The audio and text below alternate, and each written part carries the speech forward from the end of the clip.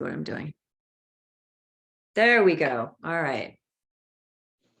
Hello, welcome everyone to this fantastic gathering where we are going to celebrate Women's History Month and what it means to us, not just the history part, but what are we doing going forward here?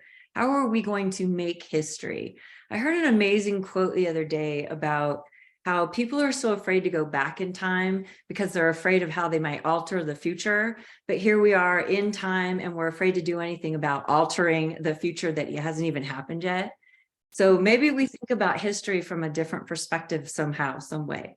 But tonight, I look forward very much to hearing all of your stories and poetry. We've got 7 women in the room, and I'm hoping to go around a couple of times and hear, from each one of us. So first, I want to say hello and welcome. My name is Nancy Arvizu, and this is a Garden of Neuro presentation that really is kind of a Lisa, Tommy Zonefeld, and I noodler here. I want to thank Lisa for being someone who is so welcoming to a lot of my crazy ideas and want somebody who goes, yeah, let's do that. And we do it. Because we talked about this, a week ago? So I love this kind of energy. I love being able to bring us together. And even though we're still in this digital world and this is getting kind of old, what my hope and dream truly is that we use this space to practice telling our stories out loud, to being comfortable in front of people, even though you're on a screen. But maybe the next stage is a real one. And we get on a real stage in front of real people and we share these stories, because it is my deep belief that the more we share our stories, especially as women, we can change the world, even if it is just a few words at a time. So welcome. Thank you all for being here. Again, big thanks to Lisa for my co-host here. And I just want to jump into it. What do you say? Do we want to jump right into it? We don't need any backstory on what Women's History Month is all about, do we? Really? So pretty much everyone here, Ronnie has said she's here to listen and support. Cassandra, hello on camera. Are you gonna read for us too? Okay, we've got 2 in the audience, ladies. We have a gallery. See what I mean about practicing, right? That's what it takes. So, all right, who would like to go first in reading something? Just unmute. I've got all of you here. Tina, you're unmuted. You want to go first? Oh, sure. Great. I'm going to mute myself. I'd like to read this piece of writing that I wrote, because I think the last time I spoke with you when we were in a group, we talked about, I think we talked about like making a difference or anger or something like that. And so anyway, so I thought I would read this. Witness. Not silent, perhaps a bit sedentary these days. Mind you, I have marched in my time. 1969, anti-Vietnam War. 1977, pro-ERA. 1983, pro-peace and justice. 2005, anti-Iraq War, and 2019, global climate strike. Vocal and furious in my youth, I walked the streets shouting and sitting and singing, but most of all, hoping. These days, I am observing. Aging introverts return to solitude always. It is our home and our natural place. Witness. This is what I offer. My ink and paper will tell your tales of heroic deeds, injustices suffered. Tell of your faces, your beautiful faces. Yes, I will bear witness to you, my dear youth. March ahead strong with purpose and peace. March ahead knowing that you are in the right. March ahead knowing I have your back, if only as a witness for history. That's it. Fantastic. I love it. Absolutely. Thank you so much. And if you have another one, get ready for it. We can go around this block a couple of times here. Okay. Cheryl, I'd like to pick on you next. Pick on you. I'd like to bring you to the stage next. And Annette, Lisa, get yours ready and then get your next one ready too, because we'll just go around. I'll go. Lisa, you have Jill's to read. So I'm going to go Lisa, Annette, Jill, and then I'll do mine. And then we'll start over with Tina again. How's that? Okay, Cheryl, are you ready? Yes, I'm ready. Okay. This is from our first book. It's called Woman. I am more than the sum of my body parts. I am divine, transcending all space and time. My beginnings are ever of old, eclipsing the African Nile. I acquired knowledge of life's intricate path at King Solomon's feet. I am divine, transcending all space and time. From the hypnotic and mesmerizing sway of my hips, men throughout the ages were brought to their knees. All nations came from the bowels of my mother Eve. She was taken right from my father Adam's side. They are supreme, giving life and form to every living God-breathing thing. You marvel at my majesty, hating what you can't understand. God made black don't crack, hair that defies gravity, and melanin that has never regarded science. Admittedly, quite hard to comprehend. I am more than the sum of my body parts. I am divine, transcending all space and time. My father first called me woman. Oh, I love it. Beautifully read. Divine, absolutely divine. I love it. Love it. Okay, get your next one ready out. All right. Lisa, are you ready? I am. I want to first give a commercial. I want to let people know we're going to have the book launch for the talk April the 12th at 7 p.m. Eastern Standard Time. We're trying to get more people to come to this. We have mostly people signed up who are actually in the book. We need people to come that are not in the book too. So please, Cheryl's in the book, and we want to definitely see more people there. People need to hear about this book, The Talk, Vital Expressions and Conversations by Families of Color. Okay, now I'm going to read from my book, Caring for Souls, which Nancy Arvizu and Cheryl J. Jackson are in. So I'm going to read, this is not a poem. This is a poem dedicated to my mother. This is not a poem. From the moment I lay in the warmth of her womb, protected from the world, I felt her love. The song she sang and the way she walked, carrying me within, I knew I was loved. This is not a poem, but an anthem of sorts. When I entered the world, the air touched my face and I cried. She was the first to hear. This is not a poem. There's a record, one could say. Mom used to tell the story of my birthday, every birthday, of how she counted my fingers and toes, and I was a beautiful child. This is not a poem. It is the closeness of my mother's heart and the iambic pentameter of her heartbeat. That's I love that one, Lisa. And what a Thank fantastic you. project that was a part of, we were all a part of. And I gotta say, Lisa puts together some amazing calls for submissions. That was one of them. In Social Justice Inks. Do you have that one sitting there? We could pull that. We need to have this stuff set up, ready to go. I don't have it handy. And so I also wanted to say thank you for bringing the talk up, because not only do we have this event coming up for the conversation, but we also have opened up the calls for submission on that to be just open all the time. And once we get enough submissions to make a book out of it, we will publish. And if it means we're doing 1 a year or 5 a year, that's kind of the goal.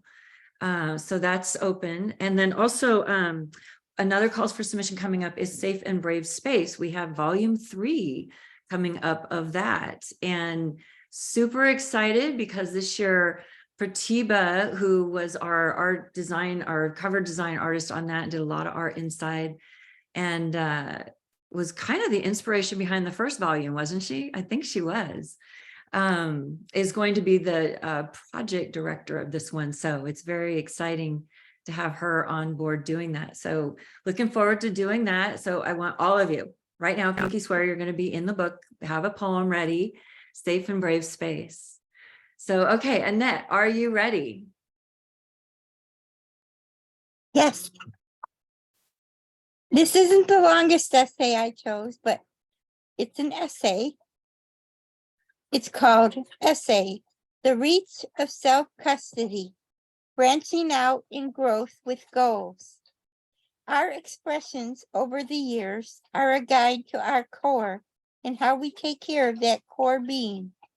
Our expressiveness is guided by caregivers, peers, friends, acquaintances, and by self too, in attempts to have pleasurable and socially acceptable experiences in life.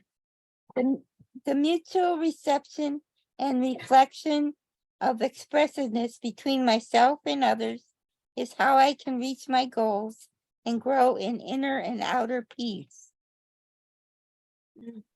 Our expression springs from a welcome exploration of our own character and a sharing of our characteristics with others. Finding others who share the same characteristics is a happy bonus to life's ups and downs. This sharing sends out branches of friendships, filling the core with elation and enthusiasm for finding more. Finding others with similar characteristics to explore can challenge us to pick up roots and set them down again to talk, listen, and learn more. While searching for similarities and enjoying differences, there is a time in everybody's personal life when sharing or just expressing can cause tension. Since peace-loving people can become a little rattled or even unnerved by these life-defining or life-changing momentous times, they could try to look at the root cause of any tension in their lives. I'm not talking about strife or instability, but about the core of this tension. If everybody makes one statement and lives their lives by that statement, then that statement could be, I have a life I need to live. A definition of such a life would include our expressions, growth, and goals, and even appreciation of life's different avenues. Since people interact with other people, they find frictions and releases of energies whenever they communicate their definitions of this life statement to each other. Just as the sudden after effects of a storm abating outside can lead to a peaceful time for contemplation, so can the resolution of a prickly tension between people turn into a peacemaking time. One of the stormy weather times that occur frequently in life is the tension that happens when two or more people meet with their primary drive set at, I have a life I need to live. Hopefully, everybody has a good life they need to live, and conversation bridges and outlines the gaps, leading to a peaceful discussion of common grounds and differences. The elation of these conversations leads to enthusiasm for finding more common grounds and differences in our mutual needs to live, and inspires more solutions for a soothing resonance of inner and outer natures, of outer weather and interpersonal sanctum. The hills and goals of needs and wants, which everyone enjoys and or is fatigued by, call for a peaceful contemplation of steps to take. Conquering the hills in life leads to more step taking because of accomplishments or goals being met. Or it even leads to step taking to conquer hills of peaceful resolutions that are out there waiting to be sighted and led up to. Elation leads to enthusiasm, and both can work hand in hand for more solutions of inner and outer natures. Great strides are made through taking steps toward personal growth and goals, and toward mutual growth and mutual goals. And peace is ever so sweet between peoples, a peace just right for reaching new horizons and new friendships. That was beautiful. And I think we need a transcript of it.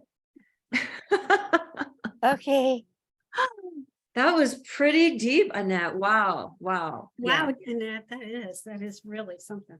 that was really something. That was a lot of work. Thank you for that, for sharing that. you're Um, welcome.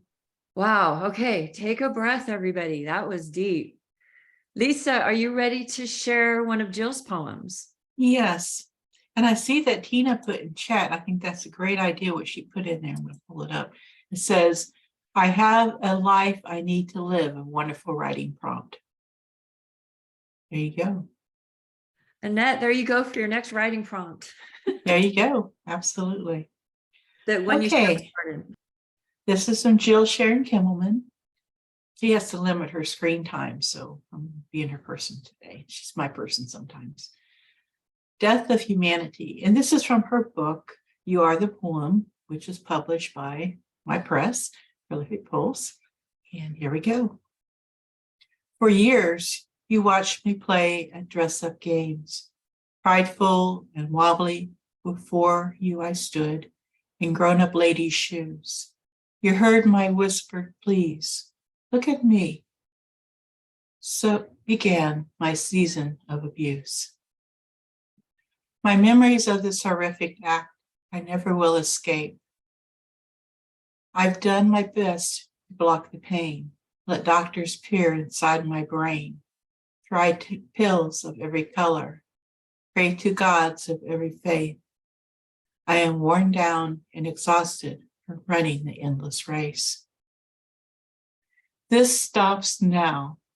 There will be no more wasted energy, no more hellish pain. I am done with you forever. Never again will I speak your name. This is humanity is defined as what is both good and evil within the human heart, mind, and soul. This poem, based on a true story, reflects the darkness and cruelty within this pedophile predator, a human being entirely devoid of wise and beneficent humanity. This is a tale of survival and was written as an inspiration for so many people who remain unable to see themselves as anything other than victims.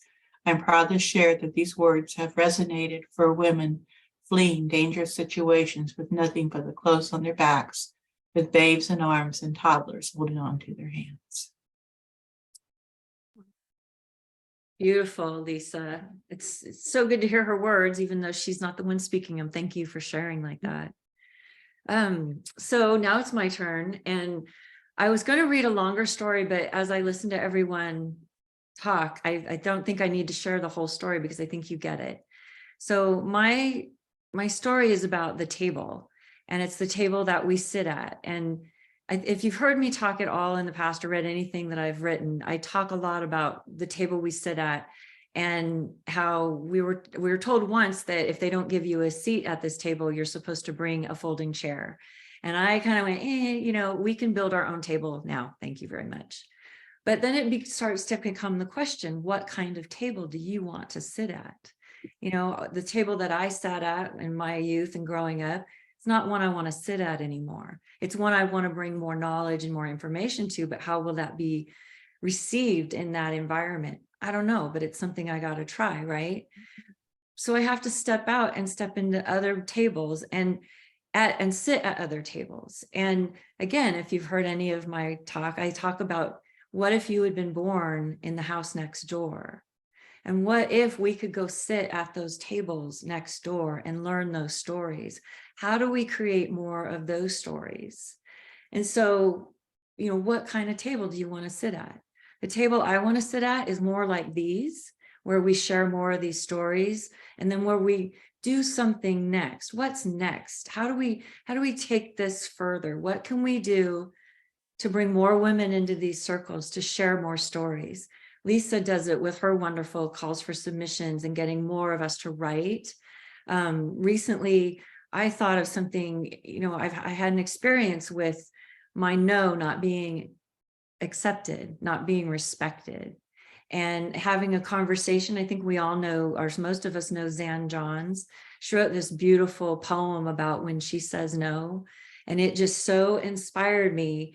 And what I want to do, and I even had this conversation with Zan, so I'm hoping she comes on board with it, is to start another set of anthologies, one titled When She Says No, and the other one titled When She Says Yes, and have it be our stories around those two words and the power of them, because that is how we change the world going forward, change behavior, and design the table we want to sit at, is by using our words and by using the power of those two words that have been used against us. We've used them against other people. We can probably all admit that at some point in our lives, yes or no. So that's my question to all of us. How are we going to do what's next? Tina, I think it was you and Cheryl and I in the conversation where we talked about tired is not an excuse. Mhm. And that's where I'm at. I could be Mhm. tired, I can be done with it, but I can't be done with it, and I can't be tired of it. So I want to do more of these events. I want to bring more women to the table. So help me do this. Help us tell more stories and get more women to see that they can tell their stories too. I think a lot of us, I spent so many years in silence and wanting other people to tell their stories, but not telling my own. But hearing all of you, and especially the stories that I've heard and been involved with in a lot of these anthologies that I've been just an honor to be a part of, makes me want to do more of it. So that's my first talk to you. Next time I will have a poem next time around. So thank you very much. Tina, are you ready to go? Yeah, but I'm changing what I'm going to read, because I have a poem, I think, if I can find it. I'd like to read, because we talked about the poem referring to mother. And then you were talking about the table. Oh, here it is. Okay, so I just did a book of poems and writings, and this is one of them from it. It's called Poetry from the Porch. So it's called White Table with Red Stripes. She visits her childhood home, not as often as she would like. Distance and age are not great companions, she is learning. In this house where she grew up, there still remains the table that her working class family gathered around every weekday at 4:30 for supper. This hour suited the family since her father's shift at the steel mill ended at 3:30. When she was a young girl, she thought everyone ate at that hour. Entering the breakfast nook, she would like to sit across from her mother at that table, the one with the thin red stripes glaring against the hard white enamel top. She has a tremendous fondness for it and hopes that her family still living in her childhood home will keep it, or at least ask her if she wants it. She would take it, not for need of it, but only for the love of it. This is the table where her mother set countless hot meals before them. Pork chops with sauerkraut on Monday, meatloaf with mashed potatoes on Tuesday, Spam with tomatoes and onions on Wednesday, and beef stew made in a steel pressure cooker on Thursday. Then there was fish, always fish on Friday. Good Catholics. To this day, she hates fish. On weekends, the table was commandeered for school and Girl Scout projects, and more importantly, for baking. This is the table where she and her sisters sat and shelled walnuts by hand with their mother, where her mother rolled out soft dough for winter holidays filled with walnut and poppy seed, year after year. Some evenings, after her older sisters were grown and out of the house, she would sit with her parents and play gin rummy at that table. She never won. During the Christmas holidays, her parents would sit there across from one another, signing and addressing store-bought Christmas cards, the inexpensive kind sold in drugstores.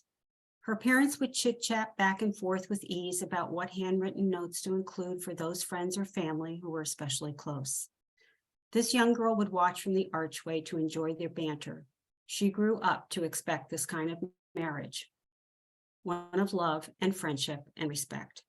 She would like to sit at that same table as older women, mother and daughter, both with graying hair and crow's feet at the corners of their deep brown eyes, with olive-toned skin littered with liver spots, with bitter cups of her mother's perk coffee in heavy mugs, and ramble on about families, neighbors and cousins, of which there were many back then. They would gossip. They would laugh and grab each other's hand, giving a quick squeeze while sharing the moment. Perhaps the conversation would meander to children and grandchildren. Then they would smile and hug one another. The white table instead of a white picket fence, a gentle boundary of where to go and where not to go. She visits her childhood home, not as often as she would like. There is a growing ache in her heart as she ages. She aches to have her mother close by, with her smiles and scowls in equal measure, aches to hear the sound of her mother's voice against her father's quiet responses. Mostly, though, she aches to be in her mother's presence, sitting at the white enamel table with red stripes and sharing lives as women do. That's it. Very nice, Tina. Thank you very much. Cheryl, are you ready again?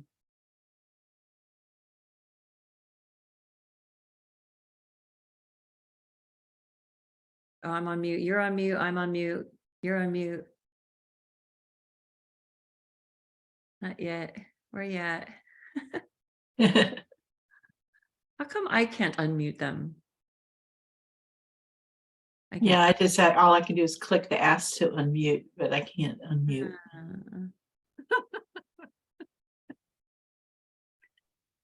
Okay, Yeah. I'm unmuted now. There you go. Those of you guys who know me know that I am like really, really close to my sister. I am like really, really close with her. She's probably one of the most powerful women in my life. I'm taller, and I'm literally 6'2" without a shoe on. So I'm of a pretty tall stature, but she makes me feel so much bigger than I am. So I would like to, for Women's History Month reading with you guys, I want to read one of her pieces, and that's what I'm going to read right now. When I am really, really down, I go to her reading and she pulls me up. And so because I get so much enjoyment and just so much, I'm just uplifted by her writing, I thought I would read a piece and hopefully it will pull you guys up. Maybe you could feel taller in stature too. This piece is called Sing Your Own Song, and it's from our current book. Girl, you sure been through some things you still going through. Sometimes you find it hard to dance. You just can't hear the music, but you keep on listening, struggling to find the beat. Sometimes the record gets scratched. You stumble and your dance. It's just a one step, a bop. Your bop becomes a sway, and sometimes you just have to stand still. But in those quiet, still moments, you managed to hum. Your humming becomes a tune. Your tune becomes a song, and you find your rhythm again. So don't ever stop listening for the music of life, which causes your feet to dance. Just remember, sometimes you have to sing your own song. Beautiful, Cheryl. Thank you so much. Okay. Lisa. It goes Lisa, Annette, Lisa, Annette, Jill. Do you have another one from Jill too? I don't. That's okay then. All right. Stuck with mine. Okay. I'm going to read from A Safe Embrace Space, the latest one. Where you lead, you also follow. Imagine you're seated at a table of representatives. They have their agendas, you have yours. What resolutions are found may come with cooperation, with proposed risk, with open minds. When we take a stand, when we find courage to share our heart in full, chances are we will find answers. If we do not, then we risk a stand not affirmed, a dream unfulfilled, a loss unresolved. Celebrate your differences. Take a stand for what is right. Risk a belief in the good. Stand strong with all your might. That's it. Thank you. Yeah. My computer screen's freezing, so I'm gonna have to go and look for a book. So I'm gonna ask, does anyone have another something to read while I look for my book real quick? Annette? All right, put your hand up. Go for it, girl.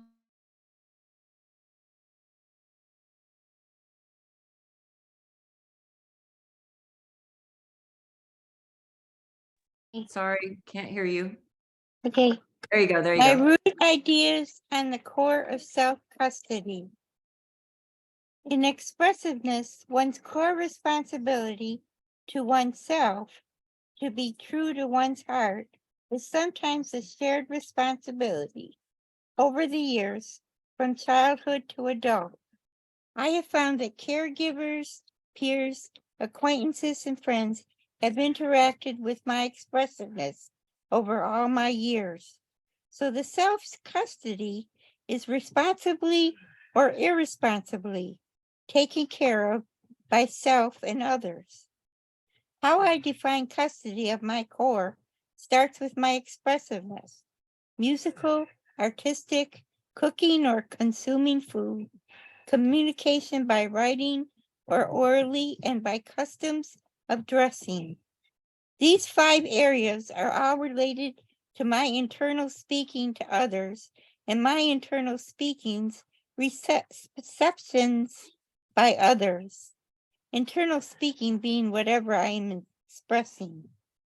The reception over the years by others and by me is a guide to my core being, just as I believe everyone's communications and receptions are guides to themselves. So let's see if I can define responsibility of or custody of my core being. Starting with music. From lessons learned playing instruments, piano and cello, for others' criticism and enjoyment, and for my own criticism or enjoyment. I most enjoy sharing my piano composition of about 45 minutes with relatives and friends. A close second would be playing cello for musicals in high school. Custody of this part of my core was at first my family's, but has extended to strangers, like my freezing at an audition judging, and friends. So I have to catch up on extending this part of my core to friends to help my self-respect earned by being responsible to my own heart. In art, I find I enjoy the sight of others' artistic designs more than my own expression with watercolors, inks, and pencils. This too has to be expressed to define sharing friendships as seeing others in arts and crafts, which is more important to me than doing.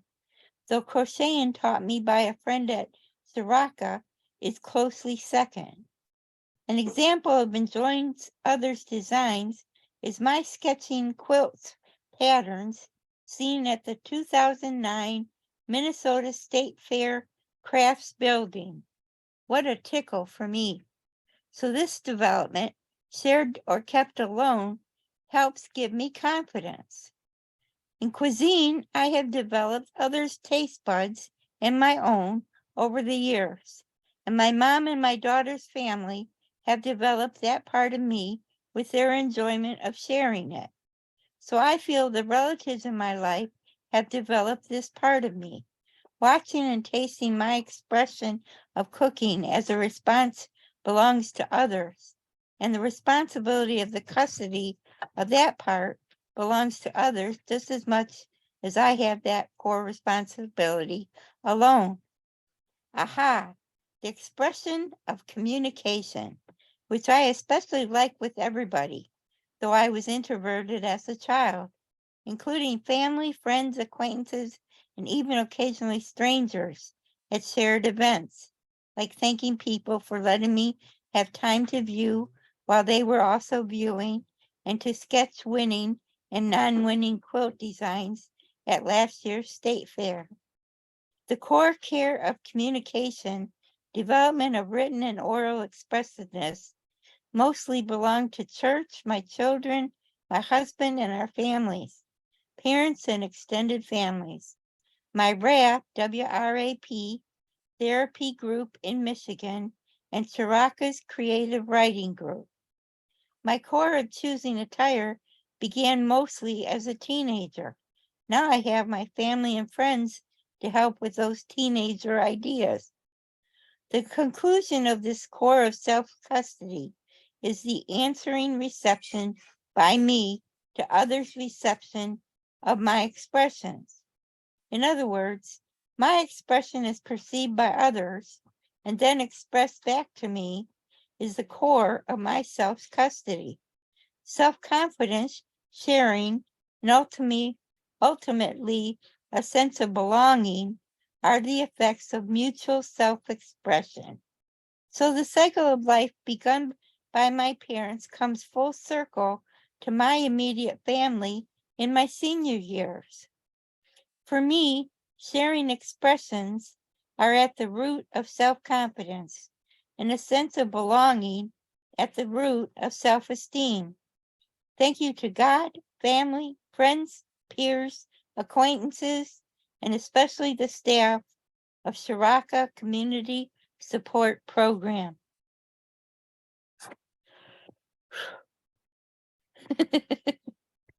That's wonderful. I mean, that is, there's so many pieces I want to pick out of there. So again, I want the transcripts. And I feel like Okay. there's a couple of writing prompts in there too. I'm sure you ladies heard them as well. That was fantastic. I want to say welcome to Michelle. Hello, and thank you for being here. I dropped in the chat. If there's anything you'd like to read, let us know. We got a few more minutes here.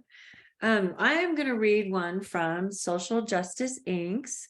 This is one of Lisa's books that she did on social justice, and it was we had a good time putting it to doing the event. I remember the event on this was good too. Okay, this one's called What It Is to Be Awake. I didn't know what I didn't know until I knew I didn't know, and it made me sick. Where do I begin to make amends for the part I played in the problem? The stories I was taught to believe would be so different if I was born in the house next door. I'm angry at my 7th grade history lesson and the stories that were written to separate me from my creator and people who did not look like me, while teaching me to not judge a book by its cover. Filled with lies that create fear that become hate. Red flags waved in my face. I'm told not to believe my own eyes. Those are flowers. Scolded to be quiet, to not raise my voice. Do not challenge the system designed to keep me silent, something I do not wish to be. Consciousness is defined as awake. Words find their ways into my soul and I listen. Enlightenment is the purpose of the journey. Accountability, responsibility, words so different from rights. Consciousness and connection to community is the collective path to change. Thank you all very much. Okay, Tina, are you ready to go again? Cassandra, I see you on screen. Do you want to read something? Maybe? No? Okay, it's nice to see you. No? Tina, do you have anything else? So the next round, if we could do some shorts, we'll be out of here in an hour. What do you think? Everyone ready? Okay, there we go. Tina. You got to unmute. Be ready to unmute and mute. Okay. I hope you don't mind if I read a poem by Anne Sexton. I just love this poem, and once in a bloom, every so many years, maybe decades, I'll have all women friends over for dinner, and I'll make it from soup to nuts, and it's a formal meal. And the last time I had it over was when I retired, and I had the women, about 10 women who supported the library at my school. I invited them all for dinner, and this was the poem I read. It's called The Big Heart, and you may know this, okay? And begins with a quote by Yeats. Too many things are occurring for even a big heart to hold. Big heart, wide as a watermelon, but wise as birth. There is so much abundance in the people I have. Max, Lois, Joe, Louise, Joan, Marie, Dawn, Arlene, Father Dunn, and all in their short lives give to me repeatedly in the way the sea places its many fingers on the shore, again and again. And they know me. They help me unravel. They listen with ears made of conch shells. They speak back with the wine of the best regions. They are my staff and they comfort me. They hear how the artery of my soul has been severed and my soul is spurting out upon them, bleeding on them, messing up their clothes, dirtying their shoes, and God is filling me. Though there are times of doubt as hollow as the Grand Canyon, still God is filling me. He is giving me the thoughts of dogs, the spider in its intricate web, the sun in all its amazement, and the slain ram. That is the glory, the mystery of the great cost. And my heart, which is very big, I promise it is very large, a monster of sorts, takes it all in. All in comes the fury of love. That's it. I love that poem. I love that poem. Thank you so much. Cheryl, do you have another one for us?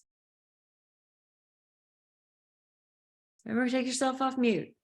I'm trying to find one, Nancy. You want to keep looking? You want me to call in some? Lisa, you got one up? Lisa's ready to go. We're going to pop her in, Cheryl. Look for it. Okay. All right. This is called The Red Sweater. It's just this week is the 35 years since my mom has left this world, and this is about her. Red Sweater. Our roots are deep, just like my thoughts and her red sweater. Cast upon the heavens, she was gone. Always in my heart, she remains. Mother wore her red sweater almost every single day. A warmth surrounded her shoulders. When she passed into the other place, I gained the red sweater as a memory, scented with her essence. I left it hanging in my closet, never to be worn again, casting spirit upon energy, upon hope, forever. Leaning into the pure meaning of her life, comfort was her mantra, forever. Giving her all, loving us, forever. Then it happened, moving, far away and many things to release, unplanned. The sweater disappeared, gone. The rubbish takers had taken it away without one single blessing from me. Saddened, knowing that the red sweater was gone forever, leaving memories alone, sadness overtaking me as I knew always. The red sweater was gone, thankful for the spirit from the soul of love forever would remain mine. Beautiful, Lisa. Thank you so Thank you. much. Cheryl, you ready? No, I think I'm going to just pass. Okay. All right. Annette, did you have something short you wanted to share? I know you said most of yours were long. Unmute. Sorry. You're on mute. Sorry. Mine are 4 minute 38 seconds or 5 minute 30 seconds. Okay. Well, we'll wait for another time for it. And that gives me a perfect segue actually into what's next in the garden. Lisa is going to be hosting some workshops in the Garden for Poetry. And we're also going to do some more open mics. I'm going to host at least 2 in the month of April. And what else do we have going on? We have Carla Cherry doing a workshop, and what else? Yeah. We have, I'm going to do 2 poetry germination workshops, and Carla Cherry's doing a workshop on gratitude.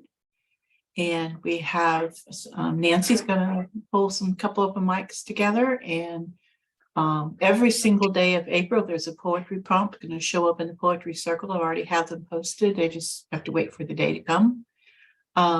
And there'll be just little surprises along the way. So I also have a free gift today for anyone who wants to be the first one to contact me, or I could do a drawing. I have the National Poetry Month poster. For some reason, I got an extra one. So I would like to give away a National Poetry Month poster.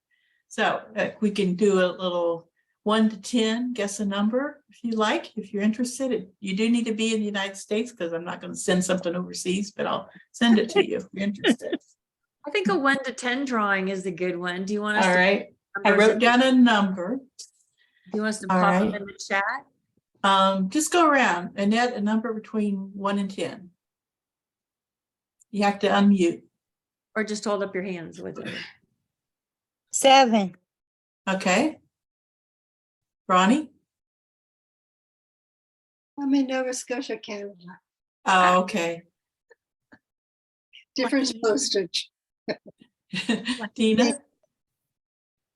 2, okay. Carol? 7. Well, I think Annette already said 7, didn't you? Did she? Okay, 5. What'd you say? Okay. 7. Okay, I got it. Nancy? Well, 7's my number. Well, we can't have everybody with 7. Okay, 6. Okay. And Cassandra? She's got her hands up for 4. 4. Okay. Nancy, you won. Number was 6. No way. No way. Oh my gosh. All right, I'll send it to you. I have your address. Yay. Oh my gosh. That's so cool. Well, now I have something for my beautiful blank wall back here. All right. I do need a poet to feature for May. So if anyone has a new book of poetry or a book of poetry that we have not featured in the Poetry Book Club, we meet the first Wednesday of the month at 10:30 Eastern Time.